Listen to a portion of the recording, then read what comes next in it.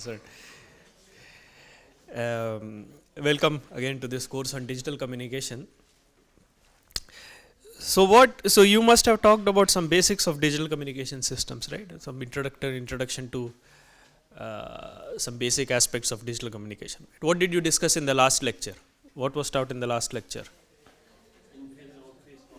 In phase and quadrature components and baseband and passband. Alright, so you must have learned something about the fundamentals of communication system. What I want to start doing now is start talking a little bit about wireless communications, right? So you talked about some basics of digital communication, which form the fundamentals of any communication system, or the building blocks or the basic theory of any communication system. What I'm going to start talking about now in the next 1.5 hours is trying to start building towards some of the fundamental theoretical aspects or some of the fundamental theory of wireless communication, right? So we are going to start looking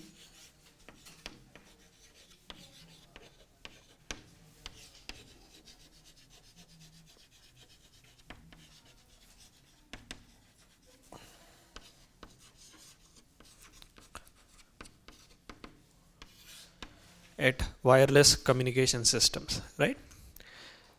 Now, before we start talking about wireless communication systems, one thing we have to ask ourselves, and what I would like to motivate is, how is wireless communications different from digital communication? See, you have studied some things about digital communications, right? The basic aspects of digital communications. Now, of course, in a wireless communication systems, the most of the wireless communication systems that we have today are digital, right?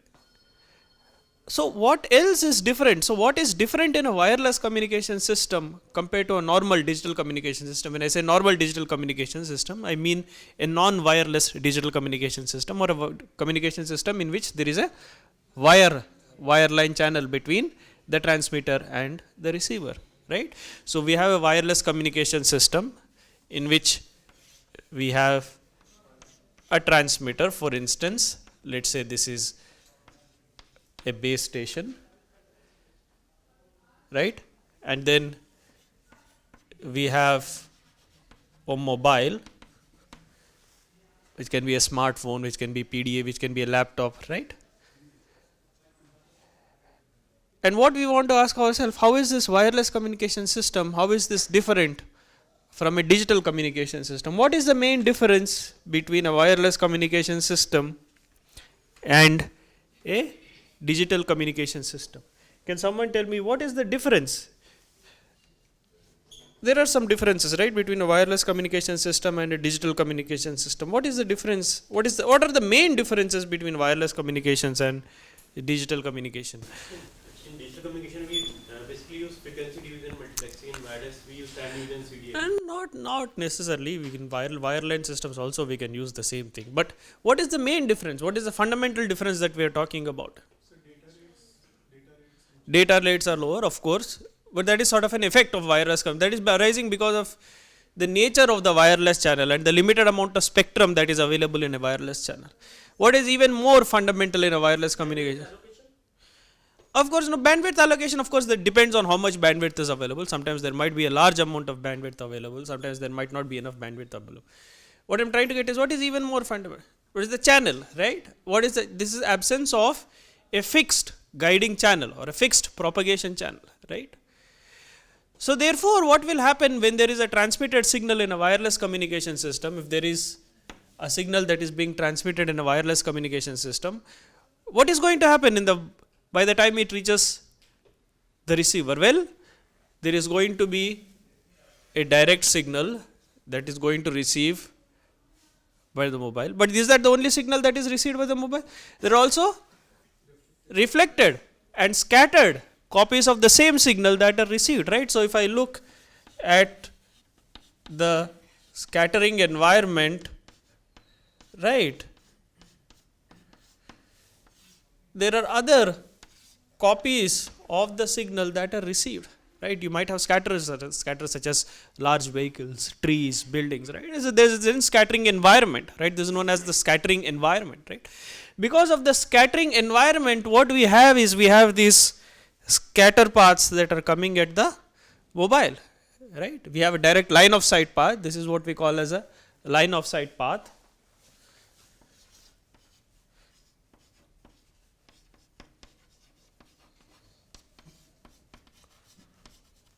We have a line of sight path, and we also have several non line of sight paths which are coming because of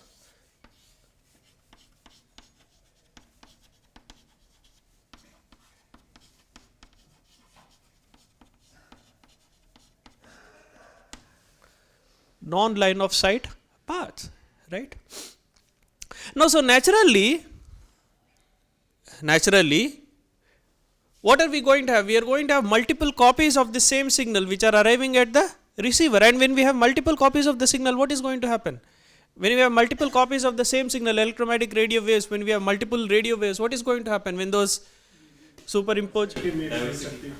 So maybe constructive, maybe destructive. There is interference, right? When there's multiple radio waves are going to arrive at the receiver, impinge on the receiver, arrive at the receive antenna, are going to superimpose at the receive antenna, there is going to be interference, right? When these multiple, everyone is able to understand, when this, because of these multiple components, which are also known as multipath components, because they are taking different paths, the multipath wireless signal, these are multiple components of the multipath wireless signal.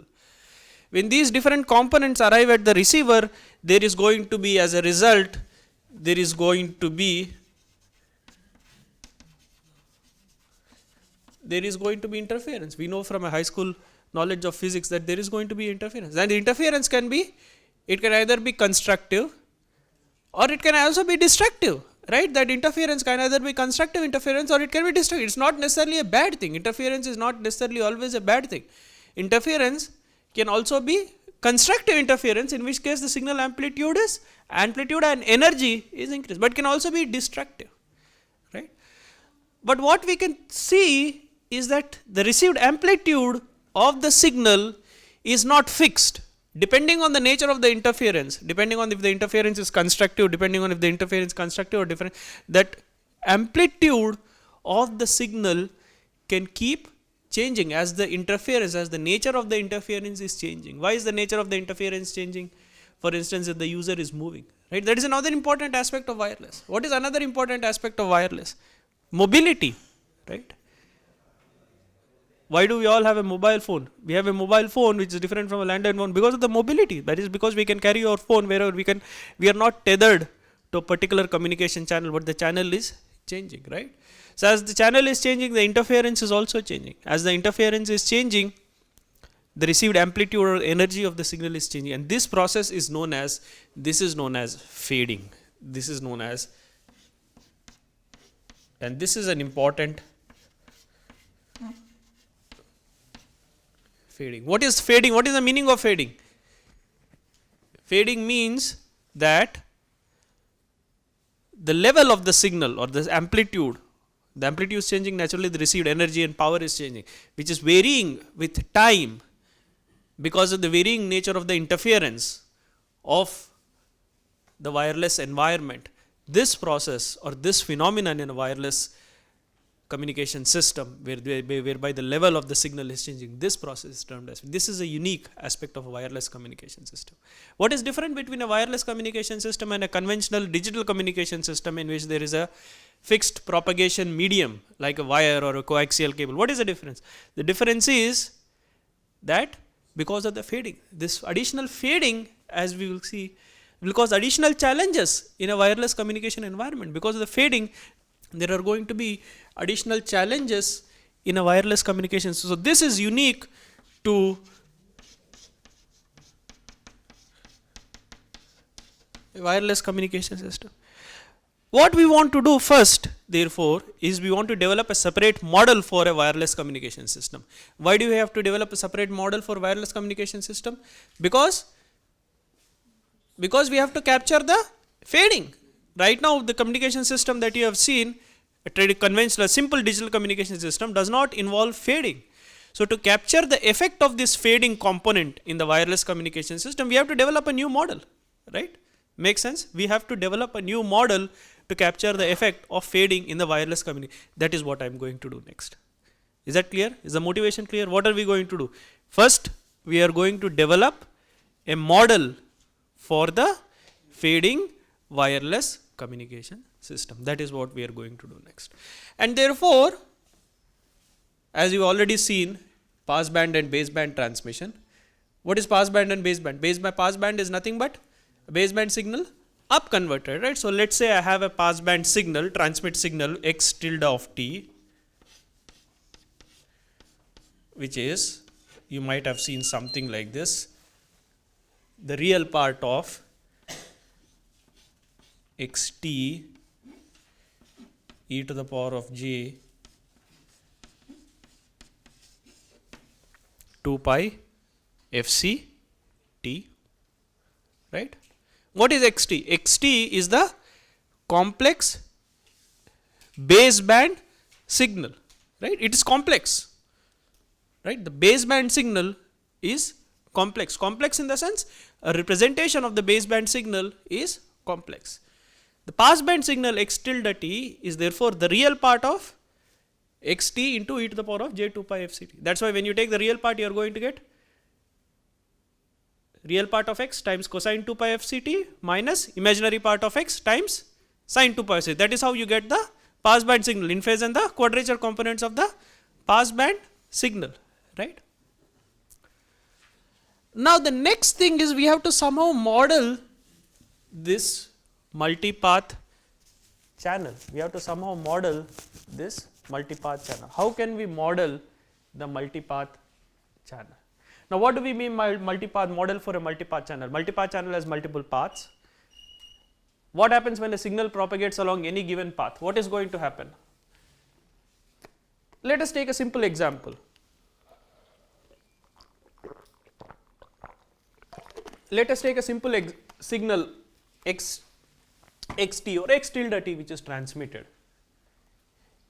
If the received signal is exactly identical to the transmitted signal, what is going to happen?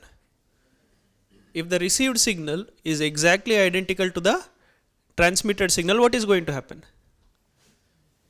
Yt equal to xt, right? Let's take a very simple case. If received signal is identical, the ideal communication system, then we will have yt equal to xt. What is the impulse response of that system? Impulse response of that system will be, if yt is equal to xt, what will the impulse response of that system be?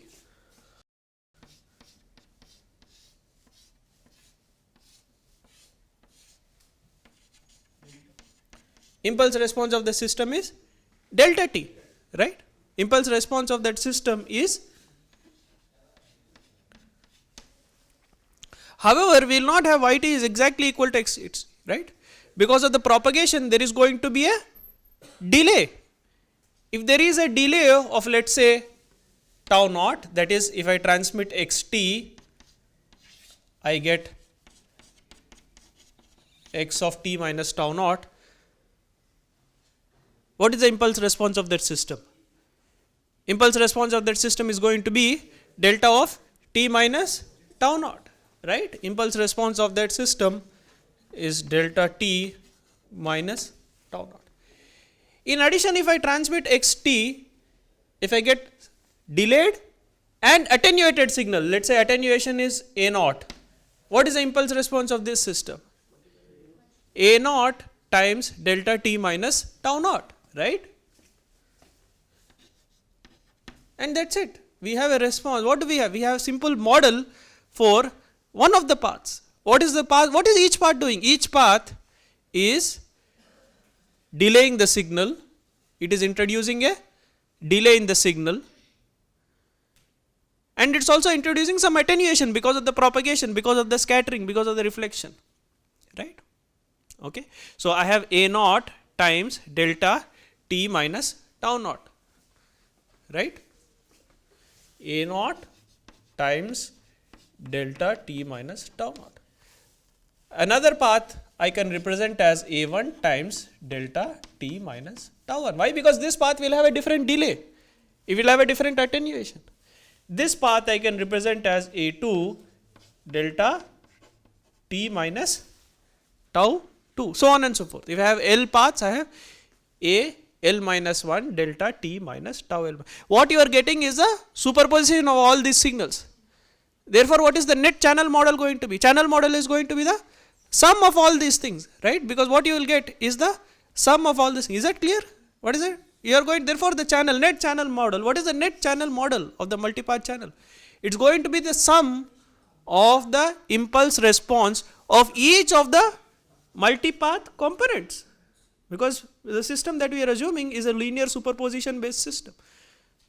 Right? So naturally, the impulse response is going to be the linear combinator, the sum of the impulse response of each of these multipath components. Therefore, the channel can be modeled as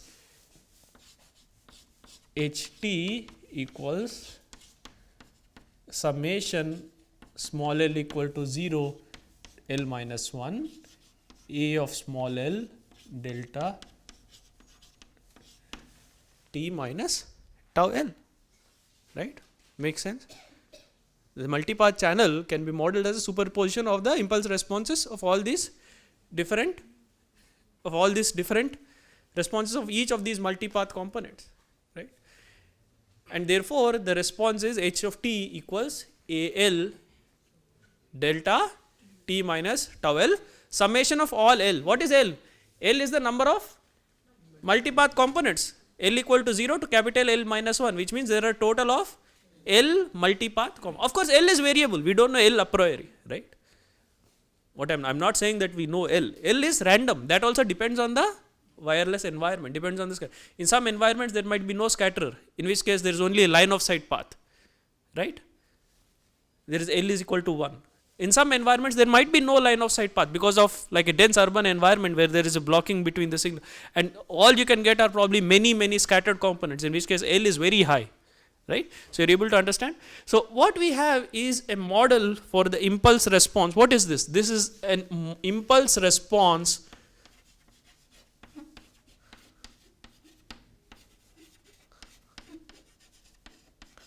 of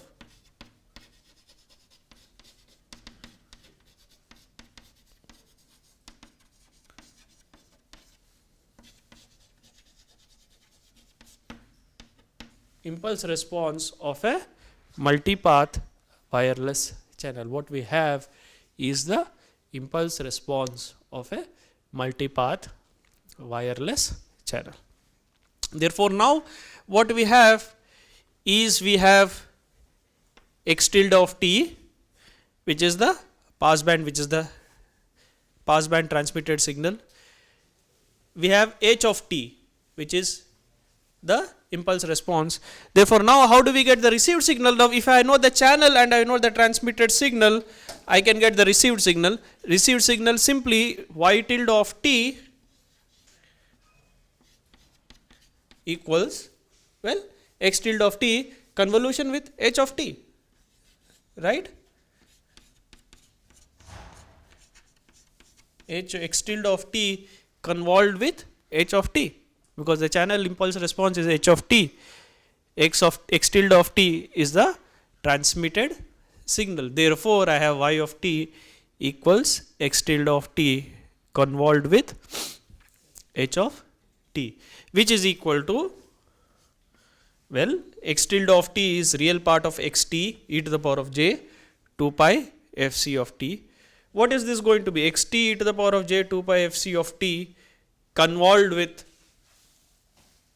well, let's take a simple example. Let's say if I convolve this with this, what am I going to get? I am going to get a naught x tilde t minus t naught, right? So this is simply going to be summation L equal to 0 to capital L minus 1 AL x tilde t minus tau L. Very simple, right? Because x tilde, each path will multiply by the attenuation and it will delay by tau L. That is what we are saying. And then what you are going to receive is you are going to receive the sum of all these multipath components, right? And now I am going to substitute for this x tilde, which means I am going to get y tilde t equals, well, real part of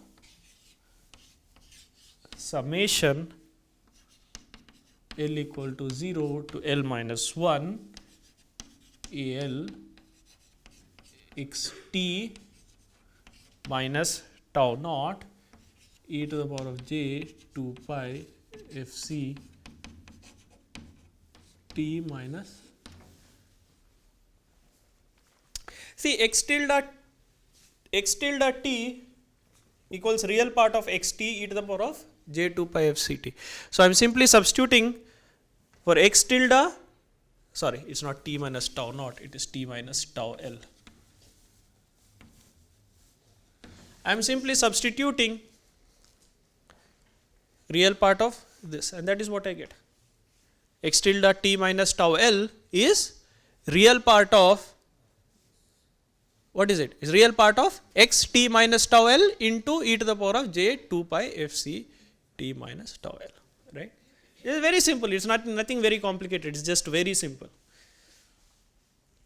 right? We all know from digital communication system, that is, if you delay a passband signal, you delay both the baseband signal and you also delay the carrier, right? That is what we are doing. We are delaying both the baseband signal x of t minus tau L and the carrier, that is x of, that is e to the power of j 2 pi fc t minus tau, which is equal to, now I can write this as something interesting. Can I take e to the power of j 2 pi fc t common in all these things, right? So, this is equal to AL x of t minus tau L e to the power of j 2 pi fc t 2 pi fc minus 2 pi fc tau L e to the power of j 2 pi fc. Slightly messy. Now, what you can observe now is the following thing. Now, look at this. I have y tilde t equals real part of this signal times e to the power of j 2 pi fct. So, you have written passband signal in terms of the complex baseband times the carrier frequency. Therefore, what is the complex baseband signal? The complex baseband received signal, the complex baseband received signal y of t, which is the complex signal, that is equal to, let me write it down and then I am going to explain.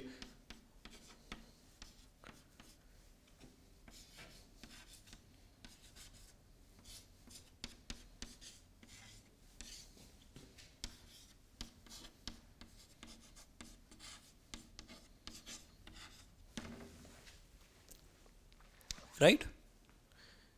That is the complex baseband signal. What is the complex baseband signal? This is the complex baseband signal corresponding to the received signal y of t. What is that? That is summation of AL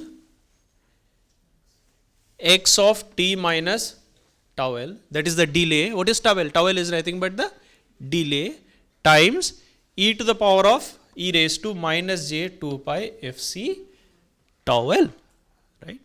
That is the delay in the carrier, right? That is arising because of the delay in the carrier, which is a complex phase component, right? Okay, so this is the, what is yt? Let us remind ourselves again, what is yt? Yt is the complex baseband received signal. This is the complex baseband, xt is the complex baseband transmitted signal, yt is the complex baseband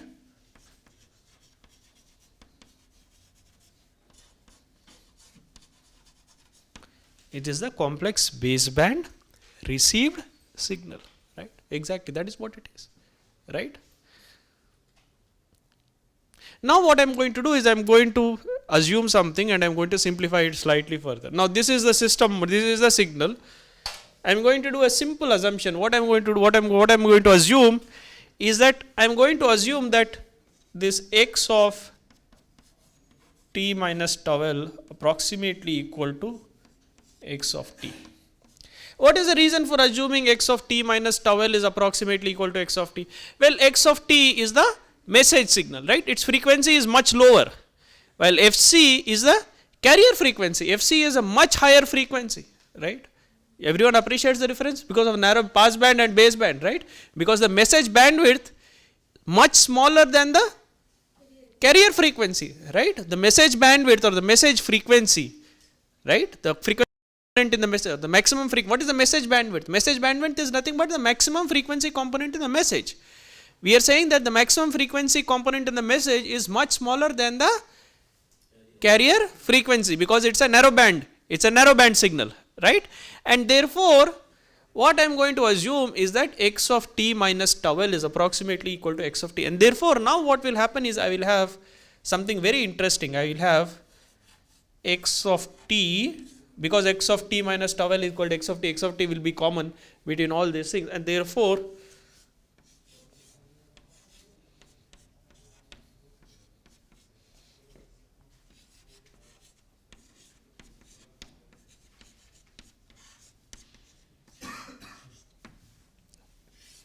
right.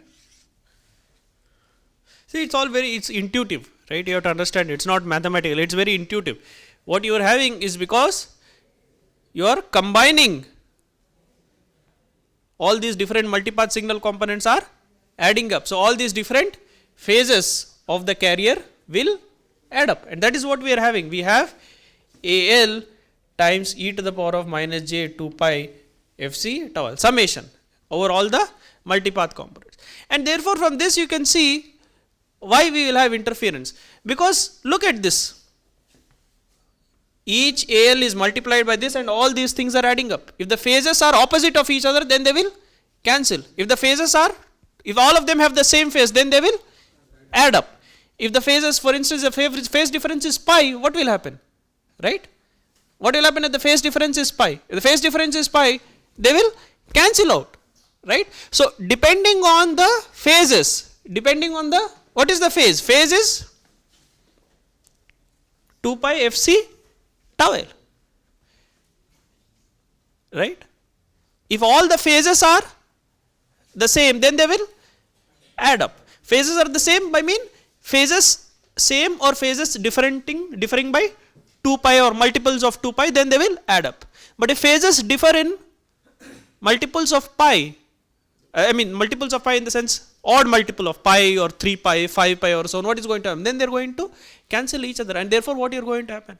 And that is precisely what is happening. What is happening? Everyone is able to understand this is right, and this is what you are taught in the high school physics. It depends on the distance, right? When we do an experiment, it depends on the distance, and depends if the distances are such that the phase difference is pi, then those they will cancel each other. If the phase difference is 2 pi, then they will add up, right? That is precisely what you learn in course in physics, and therefore it all depends on the nature of the wireless channel. And this basically, what is this determining? This is determining the amplitude and the phase of the received signal. This is a complex coefficient. This is also known as the fading coefficient. This part here, remember we said that we are going to develop a model. This part here, this is also known as the fading coefficient.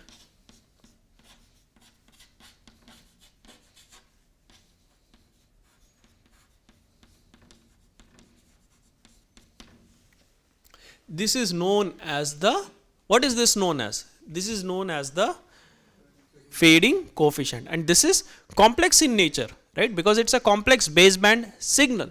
The signal is not complex, the received signal is real, but a representation of the baseband, a convenient way to represent the baseband signal is using complex notation, or is using the complex, is using the properties of complex numbers. So therefore we have a complex baseband received signal, complex baseband transmitted signal, and we have a complex fading coefficient. I am going to denote, or this is typically denoted by the symbol H, which is the complex fading coefficient. What is the complex fading coefficient? Complex fading coefficient H is equal to summation of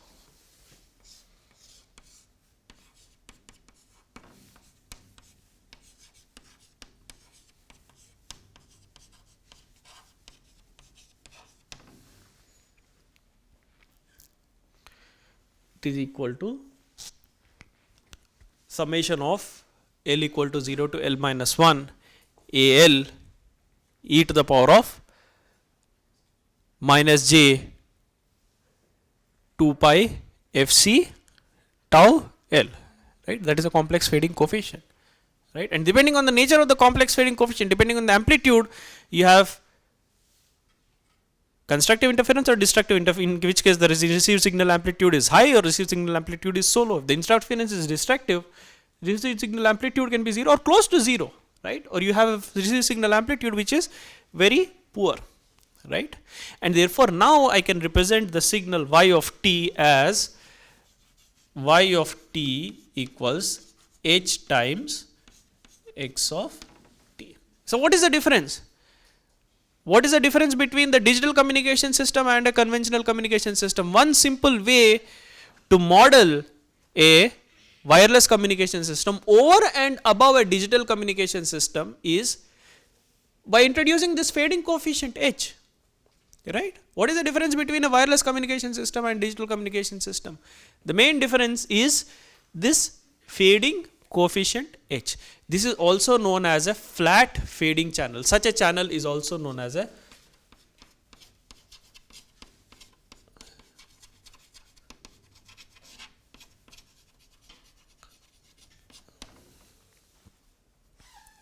plus, of course, now noise is going to be there. I am going to add noise, which is n of t. So what is the difference? So what is the model? What is the simple model for a wireless communication system? A complex baseband model for a wireless communication system. That is y of t, complex baseband received signal, equals h, which is the complex baseband coefficient, times x of t, which is the transmitted complex baseband signal, plus n of t, which is additive white Gaussian noise, right? Which is additive white Gaussian noise. Fine. N of t, this is the additive. This you must be familiar with. This is additive white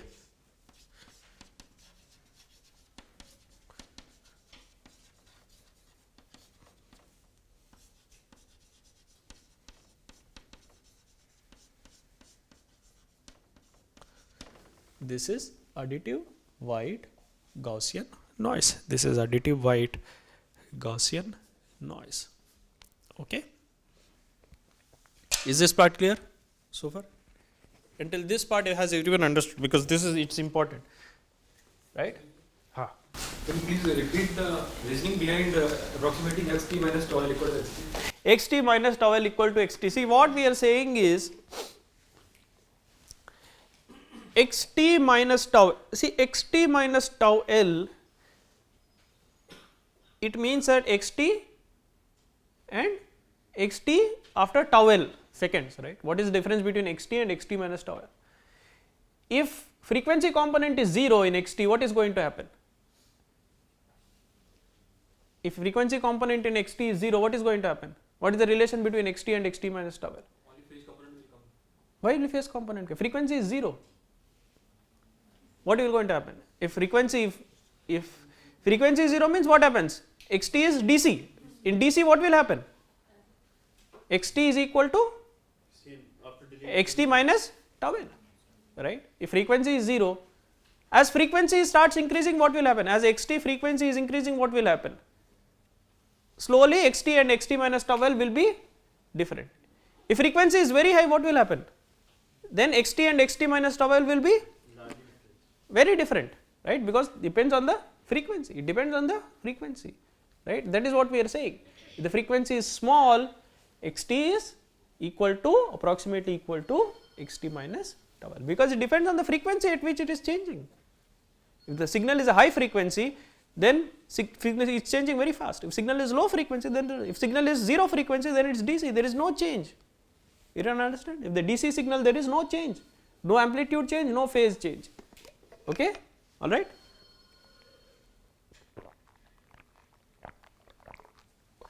and therefore, since the message has a low frequency compared to the carrier, so its message has a low frequency compared to the carrier, what we are saying is x t minus tau l approximately equal to x of t. Okay, fine. And h is the complex fading coefficient. Now, what is the impact of the complex fading coefficient? Now, to understand the impact of anything in a communication system, we have to look at the performance. So, what we have done is we have first we have developed a model for the communication system. What is the model? Model is, this is known as a fading channel, a flat fading channel model, where yt equals h of x t plus n of t. Now, to further develop this, we have to understand the performance. To characterize the performance, we have to first characterize h of t. Now, one way we have characterized it is we have characterized h of t in terms of the attenuations and in terms of the delays. But see, every time if I have to, for every wireless communication system, if I have to characterize all the paths and estimate all the attenuations and delays, it is going to be a very complicated operation. So, instead what I am going to do, I am going to directly model this channel coefficient h. Why can I directly model channel coefficient h? Because in any wireless communication system, there are a large number of multipath components. When there are a large number of multipath components, what is going to happen? You have a large number of random components. If they are adding up, what is going to happen? If a large number of IID random variables, if you sum a large number of IID random variables, what are you going to get? You are going to get a Gaussian random variable. What is this? This principle known as, what is it? It has a name. What is this known as? This is known as the central limit theorem, right? So, in a typical wireless scenario where there are a large number of these attenuations, because these are random in nature, the attenuations depending on the scattering environment, right? So, when a large number of these random attenuations and phases are adding up, right, we get a channel coefficient which behaves like a Gaussian random variable. Further, this is a complex Gaussian random variable. So, I am going to model h as h is equal to well, I am going to model h is equal to u plus jv, where each of the components u and v are Gaussian in nature. These are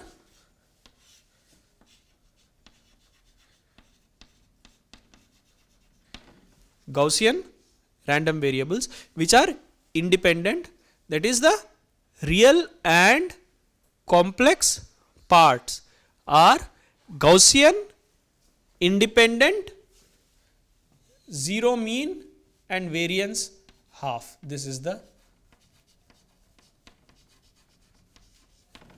thing is expected u equals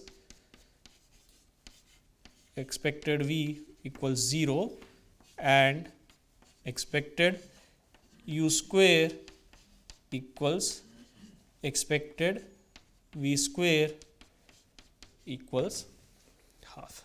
One simple way, one popular way to model the channel coefficient, because we have to work with a model, we have to develop some simplistic model, because if we don't develop a model, then it will be very difficult to proceed, right? So, every communication system you have to develop some models. One simple way to model this communication system is to model h as a complex fading coefficient, h equals u plus jv, where u is a Gaussian random variable, v is a Gaussian random variable, u and v are independent. What is the mean of u? Mean of u is 0. Mean of v is 0. 0 mean Gaussian random variables. Variance of u and variance of v equals half. Such a Gaussian complex Gaussian random variable, which are in which the real and imaginary parts are independent and both have 0 mean and equal variance, is termed as a circularly symmetric Gaussian random variable. Such a Gaussian random variable is termed as a circularly symmetric Gaussian random variable. This is termed as a circularly symmetric Gaussian random variable, right? Such a random variable, this is termed as a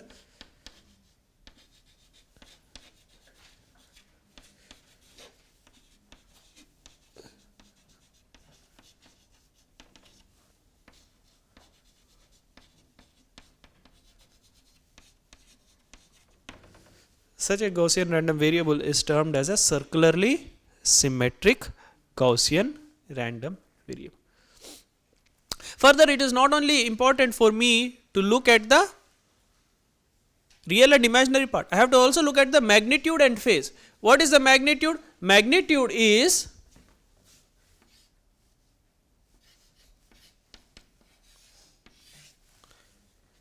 square root of u square plus v square. Let me denote it by a. A equals magnitude of h, which is u square plus, which is square root of u square. What is the phase? Phase is phi is equal to tan inverse of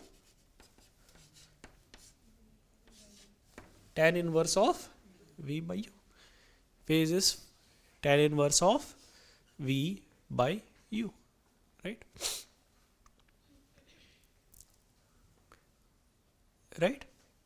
And this amplitude A, this can be shown to follow a distribution. Does anyone know what is the distribution? What is the distribution of the amplitude? Has anyone heard of the term? What is the distribution of the amplitude communication channel? Anyone is familiar with wireless communication channel? That is a Rayleigh distribution. Very good. That is this wireless channel follows a Rayleigh distribution. This is given as 2a e to the power of minus a square. What is the Rayleigh distribution? Rayleigh distribution is the distribution of the amplitude of h, the fading coefficient h. That is, if h is when h is such that it is a circularly symmetric Gaussian random variable with real part and imaginary part given as Gaussian random variables, independent Gaussian random variables. If I take the amplitude, if I look at the amplitude of this circularly symmetric Gaussian random variable h, that is square root of u square plus v square, that follows a Rayleigh distribution. This is the Rayleigh distribution or Rayleigh density. The probability density function is a Rayleigh density function. This is known as a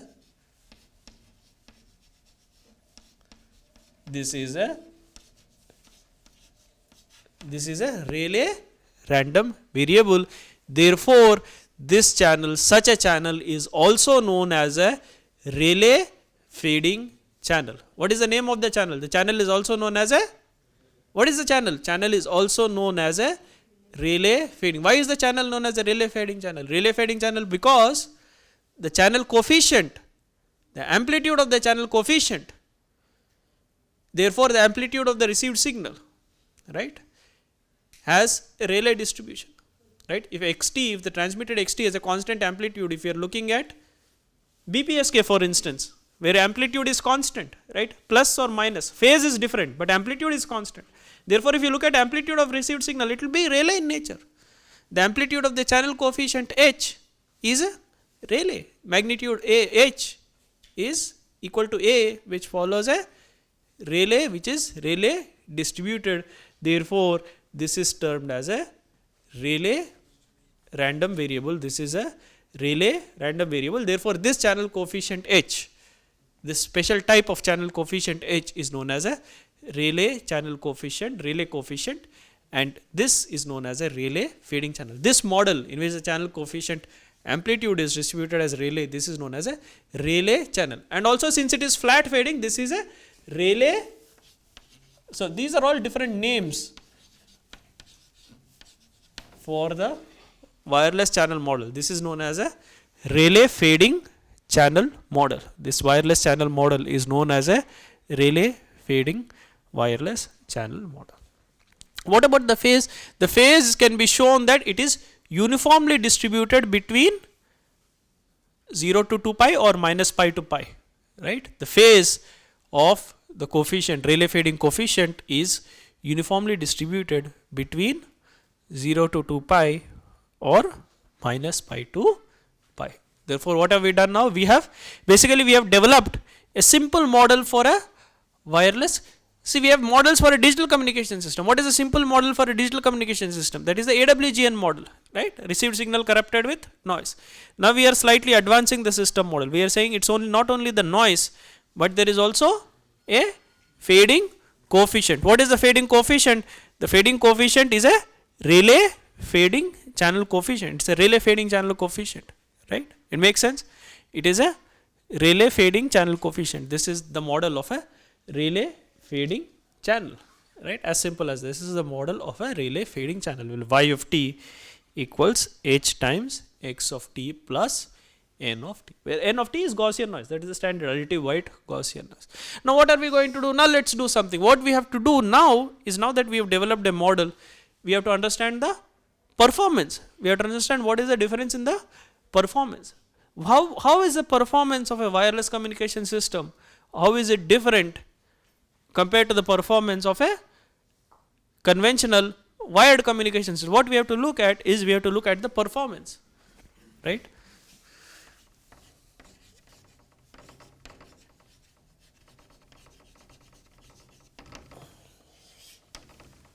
To look at performance in a communication system, of course, the other thing that I have to mention here is, see, I am not deriving this thing mathematically. I am not deriving this thing because we have limited amount of time, right? But if you are interested to know more about this, if you are interested, then you have to refer to some books. I will let you know the books, right? I am not going into the details of this. That is, how do you get this Rayleigh derivation? This thing, I am not going into the details of these things because of the limited time. Because if I start doing that, that itself will take 1 hour away, right? Okay, I am giving you the gist or the essence, which will help you understand and appreciate this better. And the rest details, I think you can find out from appropriate textbook. Okay, performance. The other important thing when we talk about a wireless communication system or wired communication system, any communication system, is the performance. And when we talk about any communication system, what is the fundamental metric or what is the fundamental characteristic that we use to characterize the performance in any communication system? What is the fundamental metric to characterize the performance? How do we measure the performance? How do you say this is communication system is reliable or not reliable? How do we say? What is it? What do we look at? Power, bandwidth, signal to noise ratio. What else we look at? We look at the bit error rate, right? We have to look at the bit error rate. Ultimately, if it is a good or bad communication system, is determined by the bit error. What is the meaning of bit error rate? Bit error rate means? Number of bits in error. Is it number of bits in error? No, ppm, one in per It is the ratio of the number of bits in error, right? It is a percentage or it is a probability. If you look at it as a fraction of 1, it is a probability. If you look at it as fraction of 100, it is a percentage. That is, out of 100 bits, how many bits are in error? It is a rate. It is not the absolute number of bits in error. It is the rate. That is why it is known as a bit error rate. What is a bit error rate? Bit error rate of 0.1 means 1 bit 10 point, not 0.1%, 0.1. 0.1. 0.1%, of course you are correct. If I say 0.1%, it means 1 in 1000. If I say simply 0.1, it means 1 in 10. 1 in 10. Bit error rate is, what is bit error rate? Bit error rate means, is the bit, it's self-explanatory. It's the rate at which the bits are in error. It is, if I look at, that is, what is the rate at which errors are occurring? If bit error rate is 10 power minus 3, it means that the probability of bit error is 10 power minus 3, or in 1000 bits, 1 bit. On an average, it might not, does not mean in every 1000 bits you will find 1 bit in error. It means on an average, if you look at a large number of things, every 1000 bits on an average you will have 1 bit in error. So we have to characterize the performance, we have to look at the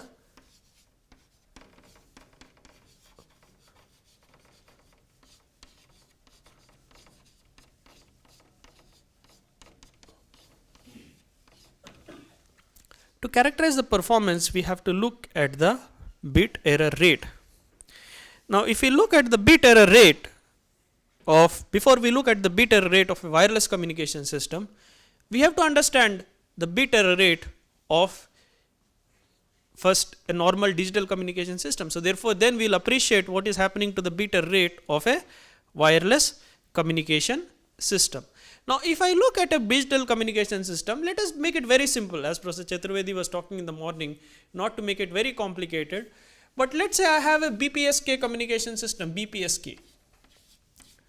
What does BPSK stand for? BPSK means binary phase shift keying. What does BPSK stands for? BPSK stands for binary phase shift keying.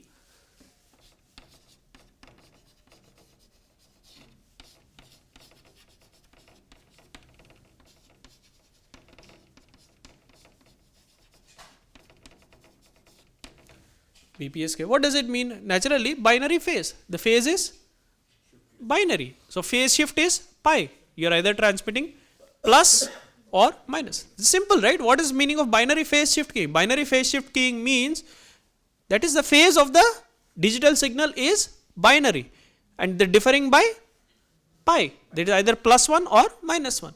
So let's say I am transmitting either x of t or x of k equals plus square root of p or minus square root of p.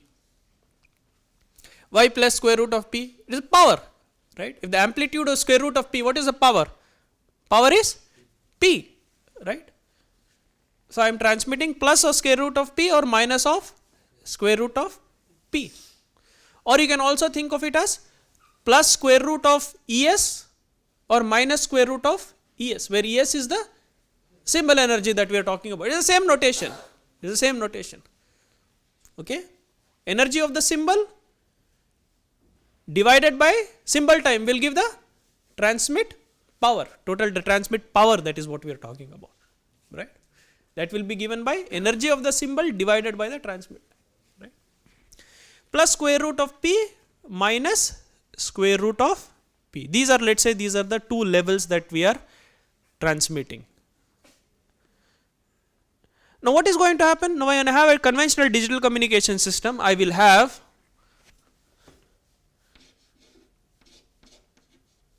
yk equals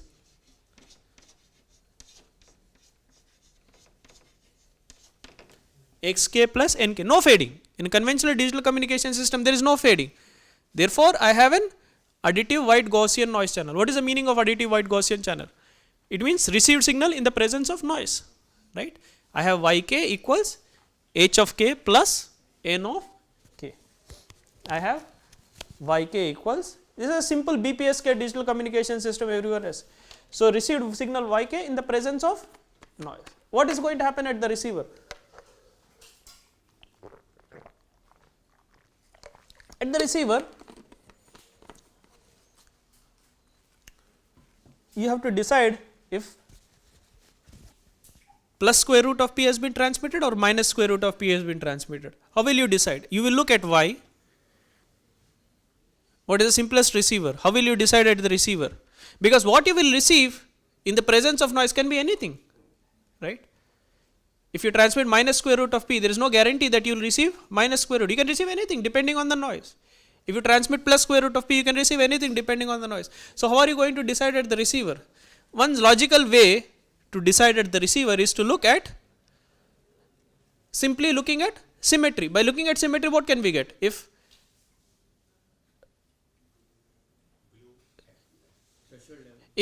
the threshold, what is the threshold? What is the logical threshold? Logical threshold is, well, the midpoint. Because you are plus square root of p minus square root of p, logical threshold is 0, which is the midpoint. If y is greater than 0, we will say plus square root of p or plus 1 has been transmitted. If y is minus square root of p, we will say minus 1 has been transmitted. Makes sense, right? But is this always going to be correct? There is going to be some error. When is there going to be an error? Error is going to occur when the noise is added. If you transmit minus square root of p, for instance, let us take this case. If you transmit minus square root of p, when is there going to be an error? There is going to be an error if minus square root of p plus n is greater than 0, right? Everyone understands this, right? Everyone is able to get that. If I am transmitting minus square root of p, but the noise, after adding the noise, minus square root of p plus n, it becomes greater than 0. Similarly, if you are transmitting plus square root of p and the noise is negative, that is, noise can be negative also, it is Gaussian noise, right? N square root of p plus n, that is negative, less than 0, then there is an error, right? So therefore, what is the probability of error? Probability of error is, what is the probability of error? What is the probability? The probability is that if you are transmitting minus square root of p, that your received signal is greater than 0, right? One simple way to look at probability of error is, let's say we transmit minus square root of p. What is the probability of error? Probability of error is probability that minus square root of p plus nk is greater than or equal to 0, which means nk has to be greater than or equal to square root of p. Everyone is following this argument?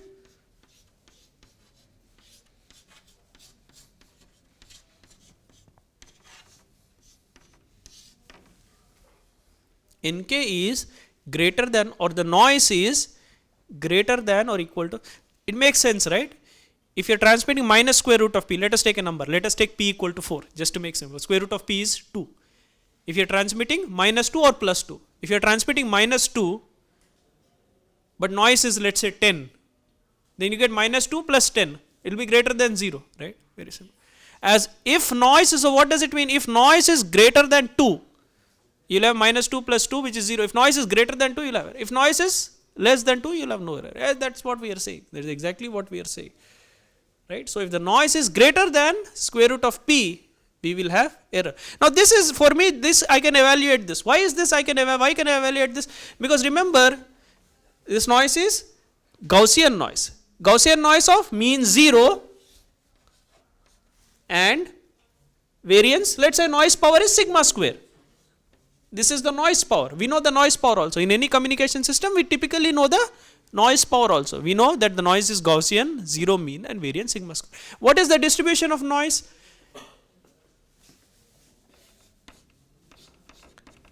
What is the Gaussian density of 0 mean, variance, sigma square? What is the density? Density is 1 over square root of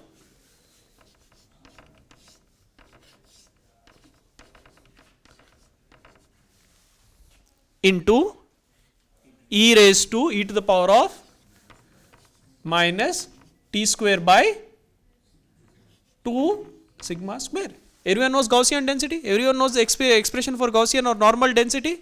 That is, if you have mean mu, it is actually going to be e to the power of minus t minus mu square. But our mean mu is 0. So therefore, the Gaussian density expression is 1 over square root of 2 pi sigma square e to the power of minus t square upon 2 sigma square. Now I have to find the probability that this is greater than root p, right? What is the probability that the Gaussian density is greater than root p? How am I going to get that? To find the probability that a random variable is greater than square root of p. Greater than square root of p means it has to lie between square root of p and infinity, because Gaussian random variable takes values between what? Minus infinity to plus infinity. It has to lie between, it has to be greater than square root of p, implies it has to lie between square root of p and infinity. What is the probability? Probability is, this is equal to, what is this equal to? This is equal to, how do you find the probability given the density? You have to integrate between square root of p to infinity. Very good, exactly. You have to integrate between square root of p to infinity. See, it's not difficult, right? It's very simple. Of course, most of you must have done this. This is a simplified version of what exactly done this, or some simplified version, a little bit, a slightly different version of this, right? Now what I am going to do, I am going to simply do a substitution. If I substitute, I am going to substitute, let's say I'm going to do a substitution t equal to u, t by sigma equals u, dt by sigma equals du. What is going to happen after the integral? What is going to happen to integral after substitution? What will happen to lower limit? Lower limit will be in terms of u, root p over sigma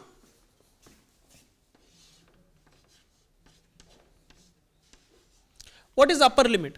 Upper limit is going to be infinity. Infinity divided by sigma is infinity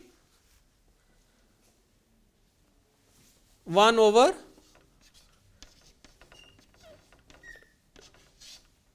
square root of 2 pi sigma square times t by sigma equals u, therefore e to the power of u square by 2. What else? Dt is equal to sigma times du.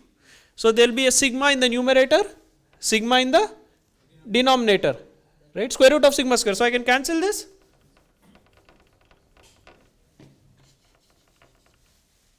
Everyone able to understand what we are doing? Very simple, nothing complicated at all.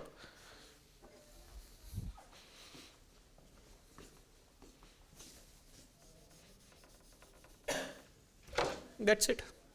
What is this?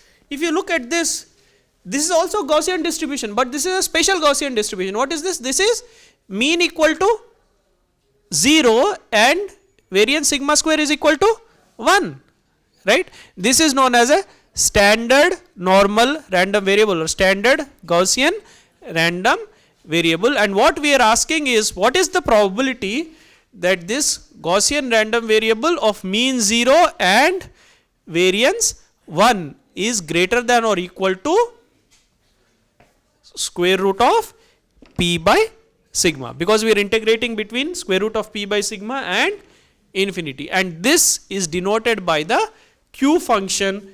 This is equal to q of square root of p by sigma. What is the q function? Q function is the probability that, who can explain, who can tell me what is the q function? Probably if one of you explains, it's going to be easier to understand. What is the q function? Q of x is, what is q of x? Q of x is the, it's a probability that the it's greater, not root p by sigma, q of x, I am saying q of a general x. Q of x is the probability that, what is? Standard Gaussian random variable. What do you mean by standard Gaussian random variable? Standard Gaussian random variable is Gaussian random variable with mean 0, variance 1 is greater than x. What is q of 0? Who can tell me what is q of 0? 3 values, q of 0, q of infinity. What can we say? We can, without knowing about q function, we can say 3 values, right? Q of 0, q of infinity, q of minus infinity. What is q of 0? What is q of infinity? What is q of minus infinity? Who can tell me all the 3 values? Q of 0 is half. Why is q of 0 equal to half? Q of 0 equal to half because probability that Gaussian random variable is greater than 0 is half, right? Because it is symmetric, right? It is symmetric about 0. It is 0 mean, it is symmetric about 0. What about q of infinity? Q of infinity is 0. Probability that random variable is greater than infinity is 0. What about q of minus infinity? Q of minus infinity is 1, right? So as x goes from minus infinity to infinity, what is happening? Q of x. Q of minus infinity is 1. At 0 it will become half, and then it will slowly decrease to, as x is increasing, what is going to happen?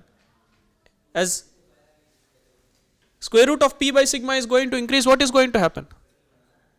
What is going to happen to q of x? What is going to happen to q of square root of p by sigma? Q of square root of p by sigma is going to become lesser and lesser. Eventually what will happen at high? It will become 0. Does it make sense? Intuitively does it make sense? It makes sense, right? Because as p is increasing, transmit power is increasing, we expect bit error rate to go to 0. Yes or no? Logically it makes sense, yes or no? As P is increasing, bit error rate has to go to 0. Otherwise there is something wrong in the communication system. Therefore, and I can also write this as Q of square root of P by sigma square. But what is square root of P by sigma square? Square root of P by sigma square is the SNR, right? If P is equal to ES and sigma square equals N naught by 2, you will have 2 ES by N naught, which is nothing but the SNR of the system, right? This is equal to Q of square root of SNR. This is what you typically see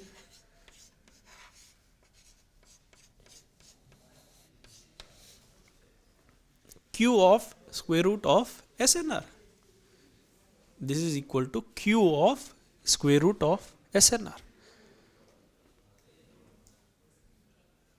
What is the bit error rate of a Y? Therefore, now what we have done in this 10 minutes, what we have done is we just revised what you already know, which is if I look at a BPSK communication system, if I look at a typical BPSK communication system, right, the bit error rate of the BPSK communication system as a function of SNR is Q of square root of SNR, right, Q of square root of SNR. Q of square root of course this Q function we don't have a way to calculate it in closed form, therefore let us wait a little bit, we'll probably do that tomorrow. But now let us try to do what is the bit error rate of a wireless communication system. See, we have done a bit error rate of wired communication system, right? We have done the bit error rate of a wired communication system. Let us try to understand a bit error rate of a wireless communication system. Before that, let me simplify this a little bit further. I don't have any closed form expression for Q, but I can approximate Q as follows. Q x is less than or equal to half e power minus half x square, or I can simply say Q of x is approximately equal to half e to the power of minus half x square. Therefore, Q, what is Q of square root of P of sigma square going to become once I use this approximation? This is going to become, or Q of square root of SNR, Q of square root of SNR, what is it equal to? Approximately equal to half e to the power of minus half SNR. It is going to be equal to half e to the power of minus half SNR, right? Okay, makes sense. What does it mean? It means that bit error rate is decreasing exponentially, right? Are you able to understand? E to the power of minus x, e to the power of minus x is decreasing exponentially. Bit error rate is decreasing exponentially, right? Okay, bit error rate is decreasing exponentially with respect to SNR. Okay, that is the moral of the story. What is the moral of the story? That is a BP, that is if I look at a performance of a digital communication system, non-fading. Non-fading means, naturally it means conventional wireline communication system in which there is no multipath propagation. Therefore, there is no fading. If there is no fading, what are we saying? We are saying the bit error rate is decreasing exponentially with respect to SNR. Let me summarize this. I want to summarize it by saying BR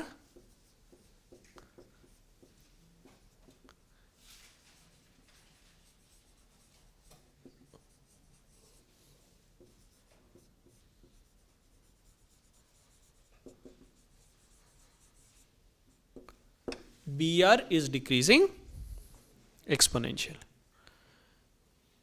Now let us look at a wireless communication system. Now let us look at a wireless communication system.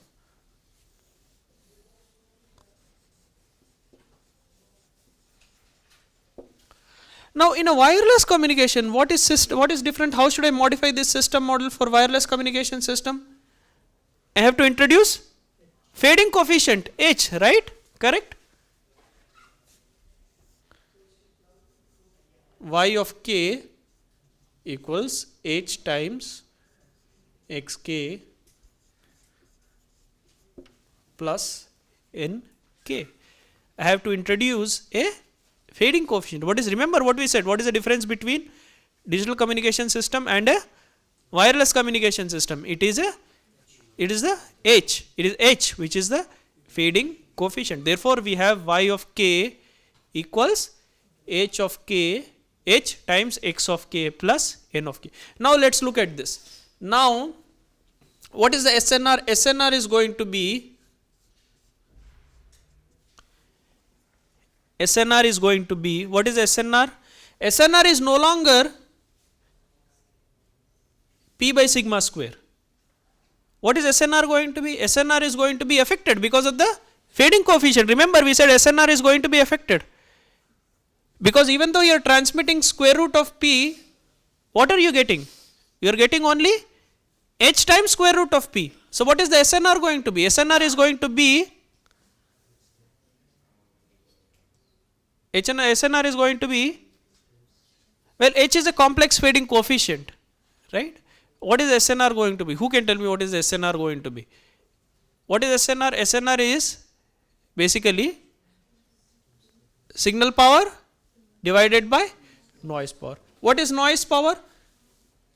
Noise power is sigma square. What is signal power? Signal power is, what is signal power? How can it be square root? What is signal? What is the power? Power is P, right? P times, how can it be? H is a complex number. How can it be H? What is the power? Power is magnitude of H square, right? Right? Magnitude of H square, right?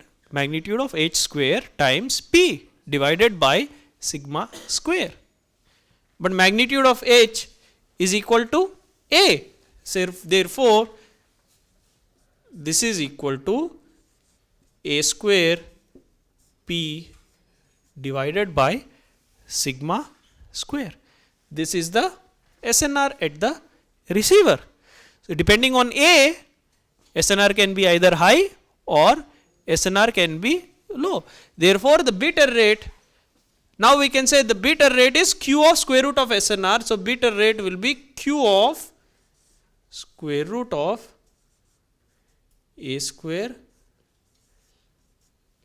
P divided by sigma square. That is the bit error rate, which is A square P divided by sigma square. But A is a random variable. A is not fixed. A is a random variable. A is not fixed. Therefore, what should I do? How should I compute the average bit error rate? For any random quantity, I have to compute the average. How can I compute the average? I have to compute the average, I have to use the probability density function. What is the probability density function of A? Probability density function of A is 2A. So I have to integrate over the probability density function. Therefore, the bit error rate, average bit error rate is going to be 0 to infinity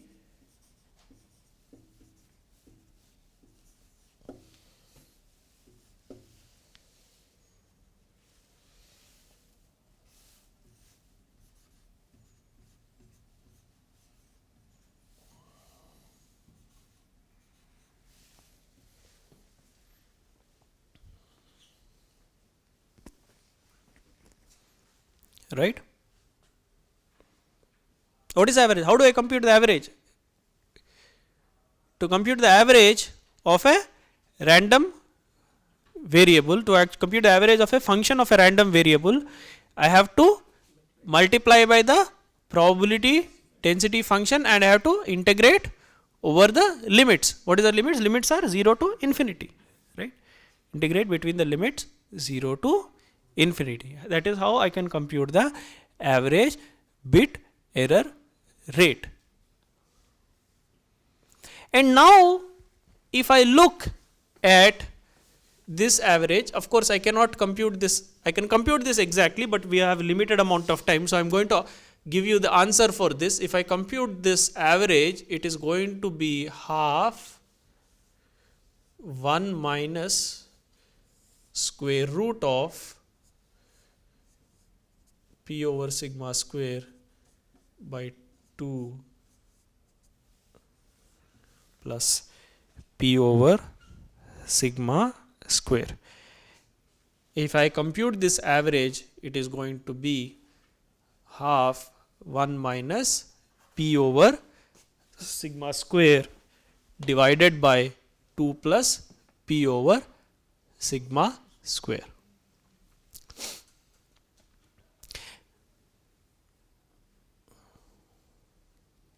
Right? That is the expression for the bit error rate. But of course, this is a complicated expression, right? It does not convey anything intuitively. Let us simplify this further. Let me call this as the, let's do a slight modification. Let me call this as SNR tilde, which is the received SNR. Let me call P by sigma square as SNR, which is the transmit SNR, which is equal to half 1 minus square root of SNR divided by 2 plus SNR. Now, what is the approximation I am going to do? I am going to do the following thing.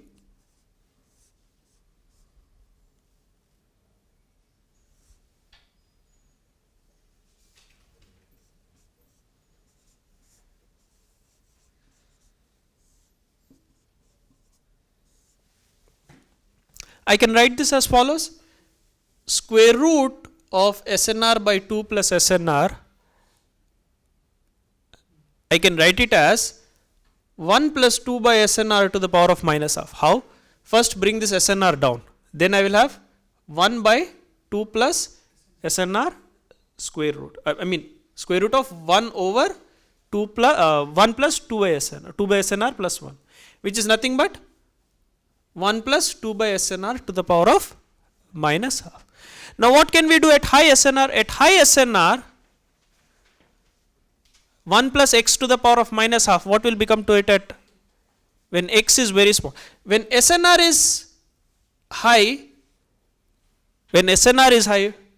what about 2 by SNR? 2 by SNR is, it's a low value, right?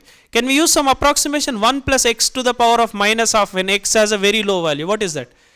1 plus x to the power of minus half when x has a very low value, that is equal to 1 minus half x approximately, right? So this is approximately equal to half 1 minus half into 2 by SNR. What is the simplification that we are using? The simplification that we are using is 1 plus x to the power of minus half is approximately equal to 1 minus half x when x is very small. Now if we simplify this, what are we going to get? We are going to get equal to, can somebody simplify this and tell me what we are going to get? 1 will cancel, half into 2, 2's will cancel, 1 by SNR into half. What is that? That is half into 1 over SNR. And now you see the difference. What is the difference? Look at this. Bit error rate is decreasing at 1 over SNR. In AWGN channel, bit error rate is decreasing at exponentially. Which is better? Which is better? Digital communication is better or wireless communication system is better? Which one? Which is better? Digital communication system is better or a wireless communication system is better? Who can tell me the answer? Digital is, why is digital better? Because it is decreasing exponentially, right? For instance, let us take a simple example. If SNR is equal to 10, or let's say SNR is equal to 100, let's say SNR is equal to 100, what will happen to wireless communication system? This is half divided by half into 1 divided by 100. How much is that?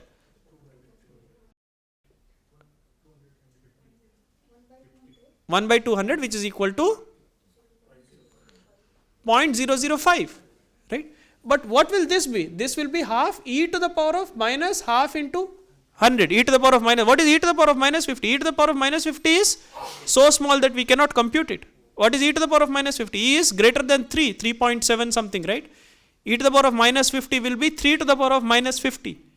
3 to the power of minus 50 is a very, very small number, right? So you can see that bit error rate in a wireless wired communication system is much smaller than the bit error rate in a wireless communication. That is the idea. That is the main idea that I wanted to convey. What I want to convey is that this bit error rate in a wired communication system is much smaller than the bit error rate in a wireless communication. That is the essence. What I want to, in this simple 1.5 hour expose, where I wanted to provide you with some intuition, what have we done?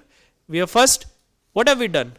We have first developed a model for the fading wireless channel. We have tried to capture the fading wireless channel, right? We have developed a model for that is the Rayleigh flat fading channel, remember? And then what we have looked at we have tried to characterize the performance. We looked at first bit error rate of a conventional I mean communication channel in which digital communication system where there is a wire, that is an AWGN channel. Then we have looked at what happens to the bit error rate when there is fading. And what we have said is when there is fading, the bit error rate increases, right? Bit error rate increasing, is it good news or bad news? It is bad because it means there are more errors in the bits. Therefore, wireless communication systems have a very high bit error rate because of the fading. Why is this arising? This is arising because of the fading nature of the wireless channel, and that is the challenge in wireless communication. Is that clear to everyone? What is the challenge in wireless communication system? In wireless communication system, the bit error rate is much higher. Because why is it arising? Because of the fading nature of the wireless channel. It is arising because of the fading nature, and that is the challenge in a wireless communication system. How do we solve this problem? Is it clear? What is the first part of the lecture? First part of the lecture is the motivation. What is the problem? Right? Because we have to understand first, only if we understand what is the problem, we will be able to solve it. Is that correct or no? Right? We have to first develop a model for the problem. So the first part is, what is the model? What is the problem? That is the problem. The problem is the bit error rate is very high because of the fading nature of the channel. The second lecture which we are going to have tomorrow is therefore we are going to address how to solve this problem. Then we have to talk about, it's not simply enough to define the problem, right? We also have to talk about how are we going to solve the problem. What is the solution to this problem? Is there no solution? If there is no solution, then there is a bad thing. So we have to look at ways to solve the problem. That is what we are going to look in tomorrow's lecture. This is known as diversity. How can we use diversity to decrease the bit error rate to make communication possible in a wireless communication system, right? That is the second, that is going to be the next, my next lecture tomorrow. Meanwhile, we will have other lectures, but that is what we are going to talk about in my lecture tomorrow evening. That is how to solve this problem of high bit error rate. Is that clear? Is this part clear? First of all, is this part clear? Let us worry about next part later. Is this part clear? Of course, I could not go into all the mathematical details, but is this part clear? What the essence of what we are talking about, is this part clear? Okay. All right. Perfect. I think it's exactly 1 o'clock. Okay. Thank you. Thank you very much. So we'll again meet tomorrow. Thank you.